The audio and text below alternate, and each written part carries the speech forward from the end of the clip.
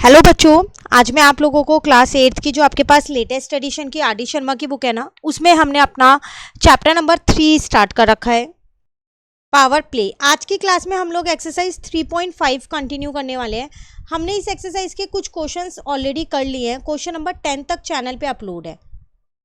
तो आज हम क्वेश्चन नंबर 11 से स्टार्ट करने वाले हैं। टोटल इसमें 15 क्वेश्चंस हैं।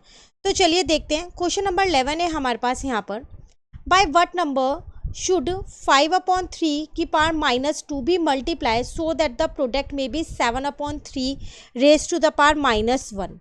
कह रहे 5/3 raised to the power -2 को ऐसे कौन से नंबर से मैं मल्टीप्लाई करूं कि जब दोनों को मैं मल्टीप्लाई करूं तो मेरा आंसर जो है वो ये आए। तो इसका मतलब वो नंबर मुझे निकालना है ना। तो सबसे पहली बात हम उसको यहाँ पर लेट कर लेते हैं। तो let the number be x। तो क्वेश्चन के अकॉर्डिंग वो आपसे कह रहा था कि आप 5/3 की पावर जो है वो -2 है, इसको मल्टीप्लाई करना है उस नंबर से। तो जो आपका प्रोडक्ट होगा वो कितना आएगा, 7/3 की पावर -1 आएगा। ठीक है।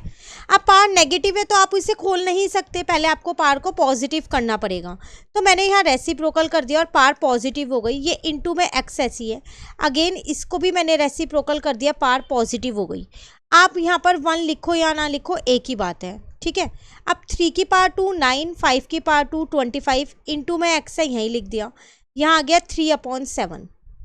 मुझे यहाँ पर इस x की वैल्यू निकालनी है, तो मैंने x को यहीं पर छोड़ दिया। 25 को दूसरी साइड ले गई, मल्टीप्लाई का हो गया।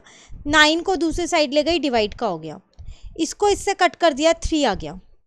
इसका मतलब मेरे पास x की वैल्यू निकल के आ गई। कितनी आ गई यहाँ पर, 25, और नीचे है 3 × 7 21। तो इसका मतलब जो नंबर मुझे चाहिए था जिससे मुझे वो मल्टीप्लाई करना पड़ता, तो वो नंबर मेरे पास आ गया यहाँ पर। वो आ गया 25/21।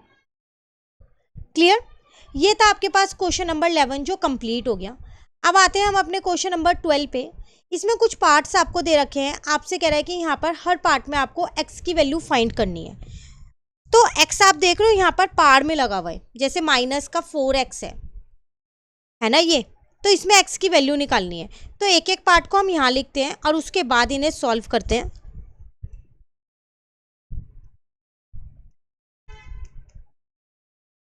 तो फर्स्ट पार्ट है 1/4 की होल पावर है -4 मल्टीप्लाई 1/4 की होल पावर है -8 इज इक्वल्स टू में 1/4 की होल पावर है -4x। देखो बिल्कुल ध्यान से समझना, ये काफ़ी इंपॉर्टेंट क्वेश्चंस हैं, एग्जाम में आते ही हैं ये क्वेश्चंस। यहाँ पर मैं अपना लॉ ऑफ एक्सपोनेंट लगा रही हूँ, बीच में मल्टीप्लाई है तो मैं पार्ट्स को ऐड कर रही हूँ। और ये मेरे पास 1/4 की पावर -4x ऐसी है। नाउ 1/4 यहाँ पर आ जाएगा, -4 -8 -12 हो गया। ये हो गया 1/4, यहाँ आ गया -4x। जब आमने सामने बेस सेम हो तो आप उन्हें कट कर सकते हो, लेकिन वो टर्म एक एक ही होनी चाहिए, सिंगल सिंगल टर्म होनी चाहिए। जैसे ये है 1/4 एक ही लिखा है। देखो इनको बोलते हैं दो टर्म्स, पर यहाँ एक एक टर्म है आमने सामने। कट हो जाएगा बेस से बेस और जो पार है वो नीचे आ जाएंगी। माइनस से माइनस कट गया तो 12/4 इज इक्वल्स टू में x आ गया। तो यहाँ से आपके पास x की वैल्यू निकल गई फर्स्ट पार्ट में 3। सारे ही क्वेश्चंस आपको इसी तरीके से करने हैं, पहले उन्हें सिंगल टर्म में बना लो। अब जैसे यहाँ पर बीच में डिवाइड है तो इसमें डिवाइड वाला लगाएंगे रूल हम, लॉ ऑफ एक्सपोनेंट। तो पहले क्वेश्चन लिखते हैं, 1/2 की पावर -19 है डिवाइडेड बाय, अगेन -1/2 की पावर आपको यहाँ पर 8 दे रखा है। फिर यहाँ -1/2 की होल पावर आपको दे रखा है -2x + 1, और इसी x की वैल्यू आपको फाइंड करनी है। अब डिवाइड है आपको पता है, तो पार्ट्स जो है वो क्या हो जाएंगी, माइनस हो जाएंगी। तो माइनस का 1/2 यहाँ आ जाएगा माइनस का 2x प्लस का 1। क्लियर है यहाँ तक। तो माइनस का 2 है यहाँ पर, 12 नहीं है, मैंने 12 लिख दिया गलती से। अब देखो ये दोनों माइनस के हैं आपके पास, 19 भी माइनस का है और 8 भी, तो दोनों को आप प्लस कर दोगे, साइन माइनस का लगाओगे, 27 हो गया। ये भी -1/2 माइनस का 2x प्लस का 1 है। अगेन बेस सेम थे, मैंने कट कर दिए, पार्स को नीचे लिख लिया। आप बेस को कट करके मत दिखाइएगा, डायरेक्ट पार्स को नीचे लिख लेना। मैं सिर्फ समझाने के लिए यहाँ पर कट कर रही हूँ, ठीक है। माइनस का 1 माइनस का 2x, ये माइनस का 28 हो गया, यहाँ माइनस का 2x हो गया, माइनस से माइनस कट गया। ध्यान रखना जब आमने सामने सिंगल सिंगल टर्म होती है तभी चीज़ें कटती हैं, चाहे फिर वो साइन हो या कोई नंबर हो। क्लियर। आप इस माइनस को यहाँ काट नहीं सकते 27 के साथ, इस वाले माइनस से, क्योंकि वो 1 के साथ जुड़ा हुआ है इसीलिए, ठीक है। तो x की वैल्यू आपके पास यहाँ 14 आ गई। क्लियर। चलिए आते हैं अपने थर्ड पार्ट पे। तो थर्ड पार्ट में हमसे कह रहा है 3/2 की होल पावर है -3 मल्टीप्लाई 3/2 की होल पावर है 5। अब 3/2 की होल पावर है हमारे पास यहाँ 2x प्लस का 1, तो इस x की वैल्यू आपको निकालनी है। तो बेस सेम है, बीच में मल्टीप्लाई है, तो मैंने लॉ ऑफ एक्सपोनेंट पहले यहाँ लगा दिया। देन 3/2 यहाँ आ जाएगा 2x प्लस का 1, तो 3/2 यहाँ पर आ जाएगा 2, 3/2 यहाँ पर आ जाएगा 2x प्लस 1। सेम है, कट हो जाएगा, पार्ट्स नीचे आ जाएंगी यहाँ पर, तो 2 - 1 इज इक्वल्स टू में 2x हो गया। तो यहाँ से 1 इज इक्वल्स टू में 2x, तो x की वैल्यू निकल गई यहाँ से 1/2। ऐसा ज़रूरी नहीं है कि वैल्यू हमेशा होल नंबर में ही निकले, फ्रैक्शन में, डेसिमल में, किसी में भी निकल सकती है। क्लियर। तो ये हमारा 1/2 आंसर है। अब आते हैं हम अपने फोर्थ पार्ट पे। फोर्थ पार्ट है हमारे पास 2/5 की होल पावर है हमारे पास -3 मल्टीप्लाई 2/5 की होल पावर है मेरे पास 15 इज इक्वल्स टू में 2/5 की होल पावर है मेरे पास 2 + 3x। तो इस x की वैल्यू मुझे निकालनी है। अगेन मैं यहाँ लॉ ऑफ एक्सपोनेंट यूज़ कर रही हूँ, बीच में मल्टीप्लाई है तो मैंने पार्ट्स को ऐड कर दिया, और ये 2/5 की होल पावर 2 + 3x ऐसी है। तो 2/5 की होल पावर आ गया यहाँ पर 12, 15 में से 3 जाएगा तो, और ये 2/5 की होल पावर 2 + 3x ऐसी है। फिर बेस से बेस कट जाएगा, पावर को सिर्फ नीचे उतार सकते हैं हम, तो 12 इज इक्वल्स टू में 2 + का 3x, क्योंकि ये तो आपस में कट चुका है, ठीक है ना। अब इस 2 को हम क्या कर सकते हैं, दूसरी साइड पे ले आएंगे, तो माइनस का हो जाएगा और यहाँ पर आ जाएगा 3x, तो 10 इज इक्वल्स टू में 3x, यहाँ से x की वैल्यू आ गई मेरी 10/3। क्लियर हो गया क्वेश्चन। चलिए आते हैं फिफ्थ पार्ट पे। काफ़ी इंपॉर्टेंट क्वेश्चन है, बिल्कुल ध्यान से कीजिएगा, कोई ना कोई पार्ट ज़रूर आपके पास एग्जाम में आ सकता है। अब देखो यहाँ x आपको लेफ्ट साइड पे दे रखा है, इस चीज़ का भी ध्यान रखना, तो ये एक डिफरेंट पार्ट है, तो इसे भी ध्यान से समझना, ठीक है। तो ये आपके पास क्वेश्चन है। अगेन मैं पहले इनमें लॉ ऑफ एक्सपोनेंट लगा रही हूँ, यहाँ पर बीच में डिवाइड है तो मेरी पार्ट्स जो है वो माइनस हो जाएंगी, और यहाँ पर 5/4 की होल पावर 5 ही रहेगी। कंसेप्ट पूरा वही रहेगा, स्टेप्स वही रहेंगे, कुछ चेंज नहीं होगा, ठीक है। तो -x + 4 हो गया यहाँ, और यहाँ पर 5/4 की होल पावर 5 हो गई। अगेन बेस से बेस काट देंगे हम, ये हमारे पास यहाँ नीचे आ गया। अब अगर हम 4 को उधर ले जाते हैं तो x की वैल्यू 1 आ गई, पर ये -x की वैल्यू है, मुझे x की वैल्यू चाहिए, तो मैं माइनस को दूसरी साइड ले गई, तो x की वैल्यू आ गई -1। क्लियर। चलिए अभी एक और पार्ट है, सिक्स्थ पार्ट, लास्ट पार्ट है ये इस वाले क्वेश्चन का। 8/3 की होल पावर है आपके पास 2x प्लस का 1 मल्टीप्लाई 8/3 की होल पावर है आपके पास 5। यहाँ पर 8/3 की होल पावर है आपके पास x प्लस का 2। दो जगह x है, देख के कंफ्यूज मत होना, सेम वही लॉ ऑफ एक्सपोनेंट लगाओ लेफ्ट साइड पे, तो मल्टीप्लाई है तो पावर प्लस हो जाएंगी। यहाँ पर आ गया 8/3 की होल पावर x प्लस 2, तो ये हो गया मेरे पास 8/3 की होल पावर 2x प्लस का 6।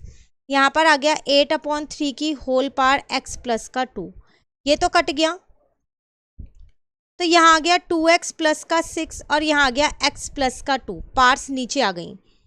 नाउ x को मैं इधर ले आई और मैं 6 को उधर ले गई, तो x की वैल्यू यहाँ से -4 आ गई। क्लियर हो गया।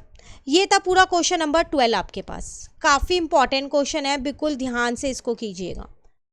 नेक्स्ट आते हैं हम अपने क्वेश्चन नंबर 13 पे। कह रहे if x is equals to this find the value of x raise to -2। x की वैल्यू ये है, तो x की पावर -2 की वैल्यू क्या होगी? तो ये फर्स्ट पार्ट है इसका। पहले हम अपना फर्स्ट पार्ट ही करते हैं यहाँ पर। देखो जो मुझे x की वैल्यू दे रखी है ना, पहले मैं उसको सॉल्व कर लेती हूँ। ठीक है, तो ये है 2/3 की होल पावर -4। मैंने क्या किया, यहाँ पर x की वैल्यू निकाल ली। कैसे? पहली बात तो यहाँ बेस सेम कर दिया, रेसिप्रोकल करके पावर पॉजिटिव हो गई। अब लॉ ऑफ एक्सपोनेंट लगाया, बीच में मल्टीप्लाई है तो पार्ट्स ऐड हो जाएंगी। तो x की वैल्यू आ गई 3/2 की होल पावर 6। मुझे क्या करना है, मुझे x रेज टू पावर -2 निकालना है। तो जो ये पावर है इसके ऊपर -2 लगा देती हूँ। जब यहाँ -2 लगा तो यहाँ भी लगा दिया। ठीक है ना? तो 3/2 की होल पावर कितनी हो गई? -12। तो यही मेरी x रेज टू पावर -2 का आंसर है, उसकी वैल्यू है। Clear? First part clear. Second part में अगेन आपको x की वैल्यू दे रखी है और आपसे x की पावर -1 की वैल्यू वो पूछ रहे हैं। तो पहले हम x की वैल्यू को थोड़ा सा सॉल्व कर लेते हैं, सिंप्लीफाई कर लेते हैं। तो वैल्यू हमें दे रखी है यहाँ पर 4/5 की होल पावर है -2, बीच में डिवाइड है, देन 1/2 की होल पावर है 2। अब आप इसमें देखो तो लॉ ऑफ एक्सपोनेंट कैसे लगाओगे?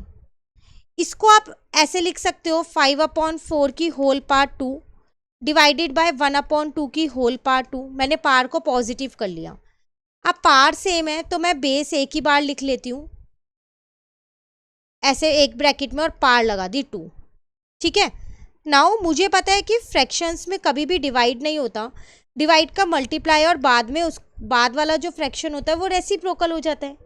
तो मैंने वही कर दिया, डिवाइड का मल्टीप्लाई और बाद वाला फ्रैक्शन को रेसिप्रोकल कर दिया। 1/2 का किया तो 2/1 आ गया, इसको इससे काट दिया, 2 आ गया। अब x की वैल्यू आ गई 5/2 की होल पावर 2। पर मुझे किसकी वैल्यू निकालनी है? x की पावर -1 की। तो फिर हम क्या करेंगे, यहाँ पर भी -1 लगा देंगे। ठीक है ना? तो x की पावर -1 की वैल्यू हो गई 5/2 की होल पावर -2। क्लियर है? तो ये हमारा आंसर हो गया। Complete question number 13। अब आते हैं क्वेश्चन नंबर 14 में। इसमें भी आपको x ही निकालना है। Find the value of x, जिसमें आपसे कह रहा है 5 raise to power 2x minus divide 5 raise to power -3 is equal to 5 raise to power 5। Same जैसे हमने क्वेश्चन नंबर 12 किया है ना, वैसे ही होगा ये वाला क्वेश्चन। तो आपको x की वैल्यू निकालनी है। 5 की पावर 2x है, डिवाइड में 5 की पावर -3 है, और यहाँ पर 5 की पावर 5 है। ठीक है, लॉ ऑफ एक्सपोनेंट अगर मैं यहाँ लगाऊं तो बीच में डिवाइड है तो पार्ट्स माइनस हो जाएंगी।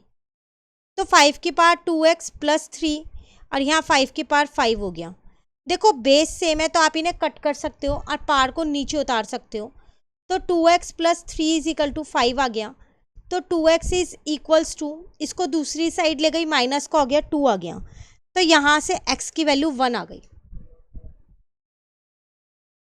क्लियर? सेम क्वेश्चन नंबर 12 की तरह था। नाउ लास्ट क्वेश्चन इस एक्सरसाइज का, question number 15। Write 32 raise to power -5 as a product of 2 और more power in 3 different way. The power can be any integers. कह रहे 32 रेज टू पावर -5 है, इसको क्या करो आप इसे डिफरेंट तरीके से लिखो। कैसे? वो यहाँ देखिए,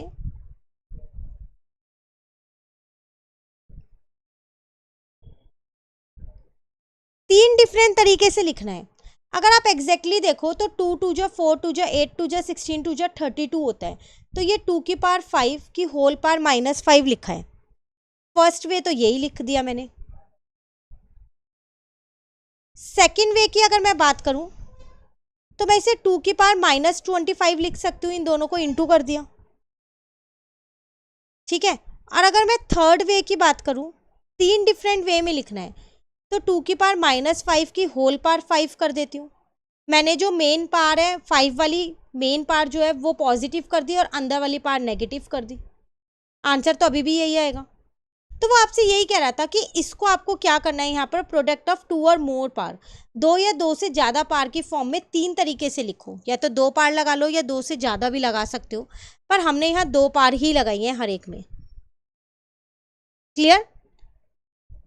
तो ये था आपके पास क्वेश्चन नंबर 15 जो कंप्लीट हो गया। इसी के साथ एक्सरसाइज कंप्लीट। मिलते हैं नेक्स्ट क्लास में नेक्स्ट एक्सरसाइज के साथ। Thank you.